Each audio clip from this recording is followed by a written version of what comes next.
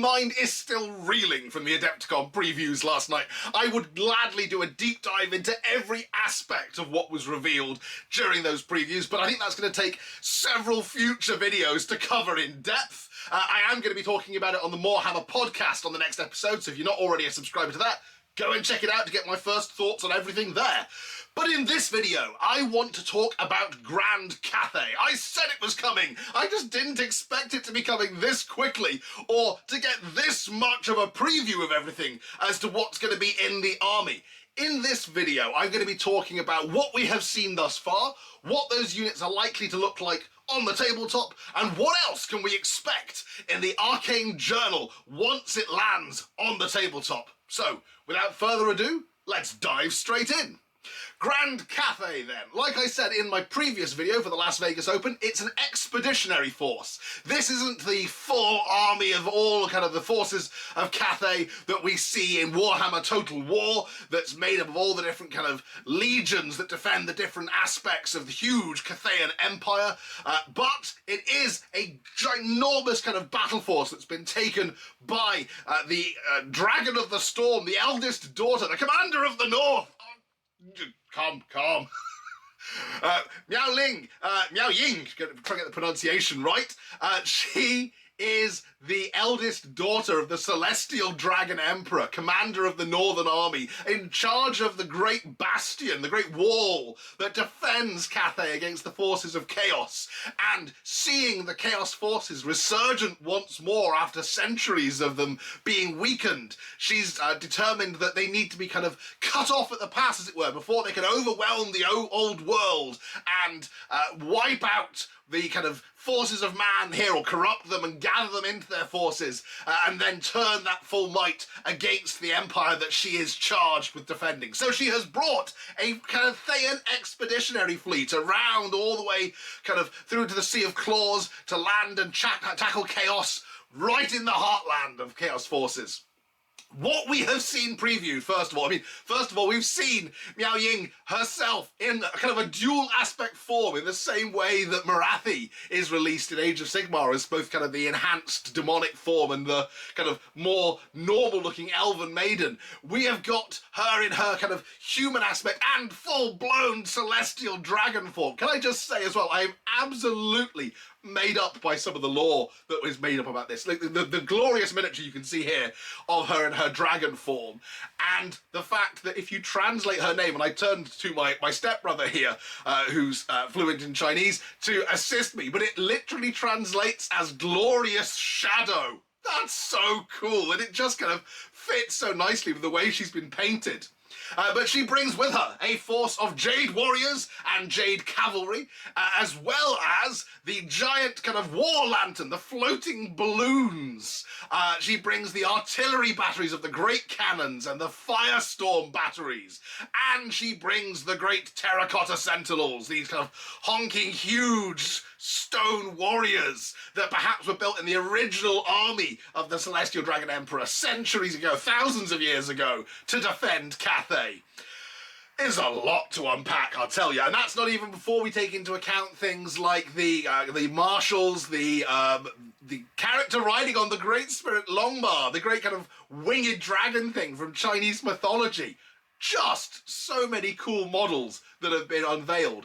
What do we think these are going to look like on the tabletop? How will Cathay play compared to the other armies that have already been released thus far? Because what obviously we want to see is an army that is in itself unique compared to, for example, the Empire or Bretonia or the Dwarves. We don't want to see something that's just kind of a mishmash of all the others, because otherwise, I mean, you'd just play those, as beautiful as these miniatures are. How do I think this is going to portray? Well, I think first and foremost what we have to address is the elite nature of the infantry forces that we've seen. I will be covering this a little bit later in the video. I don't believe we've seen all of the infantry forces that are going to feature in this army. But the Jade infantry, armed with kind of baroque shields and swords, or kind of big double-handed halberds, these are then kind of the trained and drilled armed forces. They're not kind of a militia, they're not kind of, you know, perhaps the same level of armed forces that you might see in the Empire of Man, or the kind of the peasant levy from Bretonia. This is an elite fighting force. I think perhaps kind of a loyalist on par version of like the Chaos Warriors, save for the fact that, I mean, the Chaos Warriors are still very much focused in being a kind of a bestial fighting force. They're all about fury and power and self-aggrandizement, whereas these models very much portray a unique and kind of drilled fighting force. And you notice I used the word drilled there. What do I expect these are going to play like on the tabletop? Well, I think first and foremost, they're probably going to come with drilled as standard. That just seems common sense. I'm equally expecting that they're going to have a relatively high weapon skill. I'm thinking at least kind of weapon skill 4. We're not talking kind of elf territory here, but I do expect them to be a cut above your average human soldier. I'm also expecting that their kit is going to be of a fairly high grade. I would hope that that kind of jade plate mail that we're seeing is going to give them a 4-up save, 3-up save with the sword and shield. That would be really cool. And even then, a 4-up save with a kind of a halberd with that +1 strength. I am expecting them to still stay human normal strength and toughness 3. So we're not going to be straying into kind of the dwarf territory here. They are still, I think, going to have to play as humans. But I am fully expecting them to work perhaps with detachment rules with some of the other infantry forces that I'm going to mention in a few minutes. The cavalry, equally. I mean, these are very obviously heavy cavalry. They are riding on barded steeds. You would expect them to have comparable armour saves to the Bretonnian Knights or the kind of the Empire Knights, without, I think it's important to note, treading on kind of either of the toes of either of those armies, or even the hooves in the case of the horses. So I am expecting them to still have swift stride, but I'm thinking perhaps a slightly reduced movement for that heavier armour, like a movement 7. Equally, I'm also expecting them to have a high armour save, but not necessarily to have that kind of variety of special rules that the Empire Knights or the Bretonnian Knights have. I am expecting them essentially to function like a mounted version of the drilled infantry. So, cavalry with drilled, anybody? I mean, again, being able to kind of reform for free at the end of the movement phase, that's pretty cool. March column straight down the board, reform, and then next turn, charge straight in. That's assuming that there aren't rules that are going to let them charge following a reform. Who knows? Let's talk now about the more kind of slightly esoteric stuff. So when we've got cannons, we've got the rocket battery. At a glimpse, you would expect this to function in the same way as kind of the Firestorm rocket battery or the Great Cannon from the Empire range. I mean, a cannon is a cannon is a cannon. But I do wonder whether that ogre crew that they've got kind of manning it might give it some extra oomph. But maybe if it gives it the ability to move a small amount of fire to represent the ogres being able to manipulate them, maybe it's just a stronger cannon given the size and depth of that barrel. Maybe it's a cannon that uses a small round template rather than simply a dice. I'd love that. I mean, imagine a cannon and the cannonball moves like the 3-inch template splashing through armies. That would be very, very cool. I want to talk about the war balloon briefly. I think the war balloon, the war lantern I should call it, because it isn't a balloon, it is like a paper lantern with a firebird trapped inside lifting it up. And if you don't put LEDs in yours when you make these, then you are a coward. The lantern, so it comes equipped with, there's these cool kind of models on it, people throwing grenades out of it. There's a couple of crane gunners, essentially long rifle shooting kind of black powder gunners mounted inside to snipe from it. Equally, it comes equipped with a kind of a magistrate. Now, these in the lore for Cathay are the kind of district rulers, and they fulfill very much kind of a guiding and controlling role. And I'm wondering whether or not perhaps this might be your buff unit, that this might be the thing that, by virtue of floating high above the battlefield and allowing the magistrate to kind of spy down on what's going on lower down on the ground, it might give re-rolls to units or allow you to do things like free reforms or, counter charge or something like that for the cavalry. That would be amazing if he could kind of gesture down with flags to the cavalry that there's an attack incoming and give counter charge to the Jade cavalry. That would be really cool. The long gunners obviously are going to be great for kind of sniping enemy characters and so forth, and who doesn't like a bombardier, a grenadier, just kind of lobbing grenades out the side of the balloon. I am hopeful that we will get its smaller cousin, the little kind of sky junk, which is a little kind of one-man version. The gyrocopter version, I suppose, is perhaps the best way to think of it. This has been featured in the Total War game, and I am hopeful that in the same way we've got this glorious model, we might get a smaller version that you can have little kind of squadrons of floating around the board, again, lobbing little bombs over the side or like blatting away with rifles. The final kind of unit I want to talk about in terms of what they look like on the tabletop is the terracotta sentinels. Now, I love this model. I love this model so much. Like, this model of its own makes me want to collect this army. This is the model that I hoped that the giant kind of cow sentinel things in Lumineth would look like. To be honest, if I did a Lumineth army, I'd probably just use one of these for it, because it's such a cool model. In terms of what we can expect from this, well, it's giant size. I mean, looking at it compared to other models on the board, it's giant size. So it could use giant level attacks. It could do the kind of, you know, swing with club or something of that nature. However, I am tempted to think it's going to function more like something like a Necrolith Colossus in terms of being a large monster. So it's going to have stomps, it's going to have large target. I'm genuinely believing it's going to have Indomitable too, just because of how chunky it is. It is a giant statue made of fire and stone, so you'd hope it would have something of that nature. It's got to have a fairly decent armor save and toughness. I think this might be one of the new power units for the game, and it's going to be a rare choice, obviously.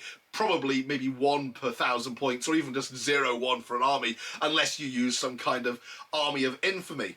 What will the armies of infamy look like? Well, we know what at least one of the special characters is going to be. It's Miao Ying, the Storm Dragon herself, because we've already seen her model.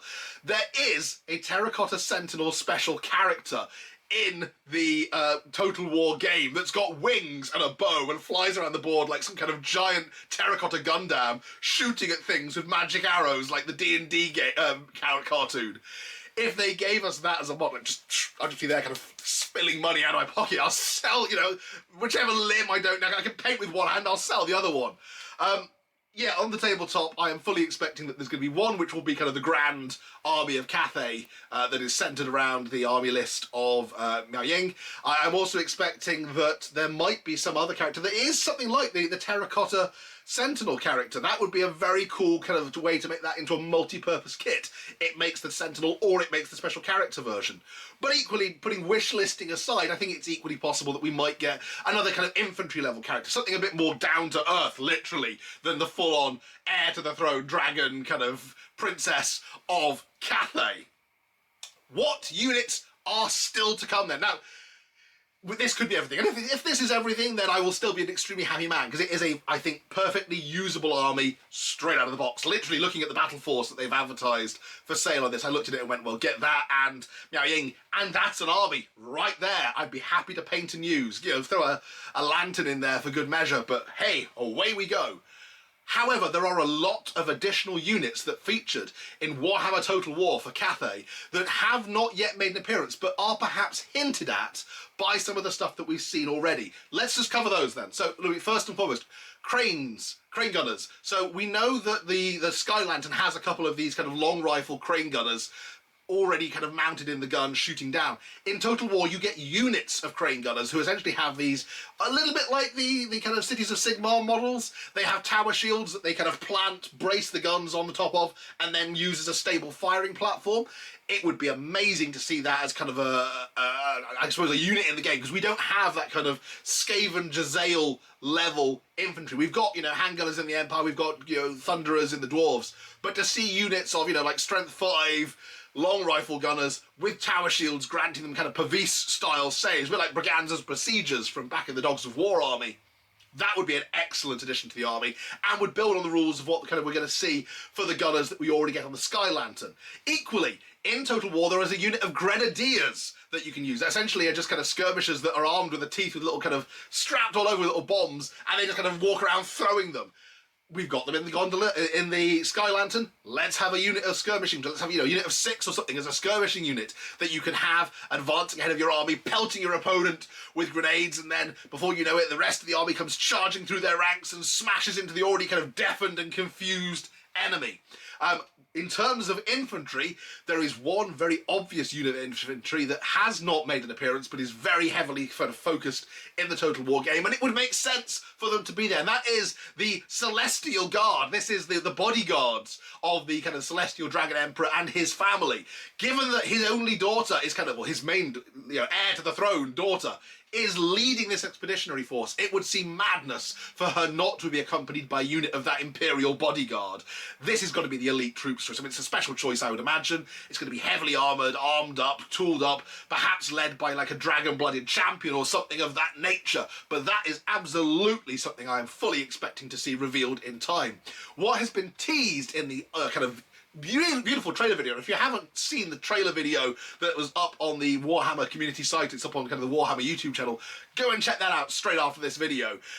There is some glorious artwork features in that includes artwork that I am certain is going to be taken directly from the Arcane Journal. But amongst that is this glorious kind of colour spread showing kind of the kingdom of heaven, showing the kind of the yin and the yang forces of the armies of Grand Cathay, including Mei Ying is kind of featured there on one side. Miaoling, I'm gonna get that name pronunciation right. Miaoling is featured on one side of the thing, and swarming over her shoulder is a unit that we have seen in Warhammer Total War, and that is the Onyx kind of crowmen. These are not beastmen, and my first thought was, oh my god, they've got loyalist beastmen. But reading more into the lore, these are not actually beastmen as such. They are spirits of air and darkness that she's been able to kind of conjure with the forces of yin magic and bring forth as kind of spies and scouts for her armies. They are featured very heavily in the artwork, right over her shoulder. She's the leader of this army.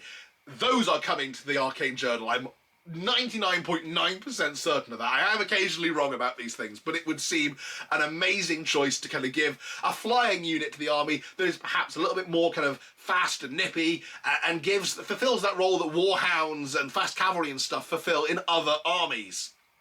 The final thing that we have kind of seen in this, and there are a whole bunch of other stuff that I would love to see, like things like the giant compass that controls the winds of magic that's mounted on a chariot. That, A, it looks like something from the artwork, it looks like something out of, again, Age of Sigmar, but B, we've seen from things like Age of Sigmar what amazing kind of giant set-piece models they can make, which would make something like that a really cool addition. But, I mean, putting that aside, putting the giant war drums aside, the stuff that I absolutely would love to see is things like the Jet and Jade Lions. So this is those kind of big Fudog-style statues that you often see in kind of Chinese art, but they are formed up out of the kind of the raw earth minerals and then infused with magic by the Celestial Dragon Emperor himself to kind of unleash upon their enemies. And how cool would it be to have that kind of big monstrous cavalry role fulfilled by a giant stone lion? Yes, please. I am sure there will be a lot of releases and news and previews for kind of Cathay coming in the coming weeks, and I will make sure I cover that in future videos. I do also want to do a video in the future just kind of covering a bit more about the lore of Grand Cathay, and in particular exploring one major question that I think has gone unanswered thus far, which is what happened to Grand Cathay when we reach the end times, because they're not in the Age of Sigmar. Or are they? I'm going to leave it there. Thank you very much for watching this video. Thank you for listening to me excitedly gibbering. If you're not already a subscriber, please do hit the subscribe button, click the bell, just to make sure you don't miss any of my future videos on this topic or other topics that you might be interested in. Make sure you check out the Warhammer podcast for more enthusiastic ramblings about all of the releases that were previewed at Adepticon. And thank you very much for watching. I will catch you next time. Bye for now.